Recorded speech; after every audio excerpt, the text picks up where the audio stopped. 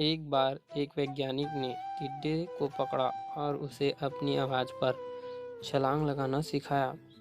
वैज्ञानिक टिड्डे से कहता है, कूदो। टिड्डा उसकी आवाज़ सुनते ही जोर से छलांग लगा देता है।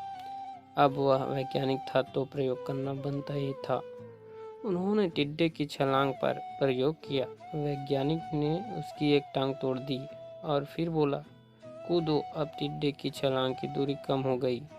वैज्ञानिक ने उसकी दूसरी टांग तोड़ दी और फिर बोला, कूदो। टिड्डे की छलांग और कम हो गई। अब तोड़ी गई उसकी तीसरी टांग, फिर छलांग की दूरी और कम हो गई। एक एक करके बेचारे टिड्डे की सारी टांगें तोड़ दी गई।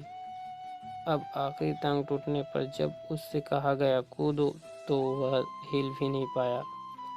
अब वैज्ञानिक ने अपना निष्कर्ष डायरी में लिखा। जानते हो उसने क्या लिखा? जब टिड्डे की एक टांग तोड़ी गई तो वह थोड़ा बहरा हो गया। जब उसकी दूसरी टांग तोड़ी गई तो और बहरा हो गया।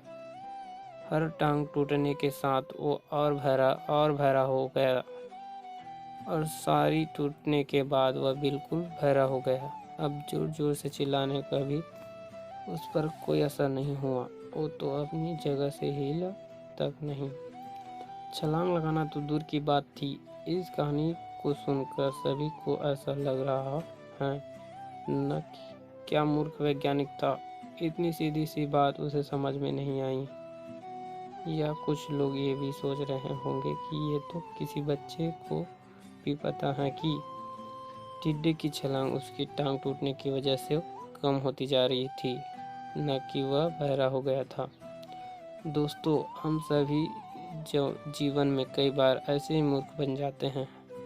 कई बार जीवन में दो घटनाएं एक साथ ऐसी घटती हैं कि उनका एक दूसरे से कोई संबंध नहीं होता ही नहीं है, फिर भी ऐसे लगता है कि गहरा संबंध है।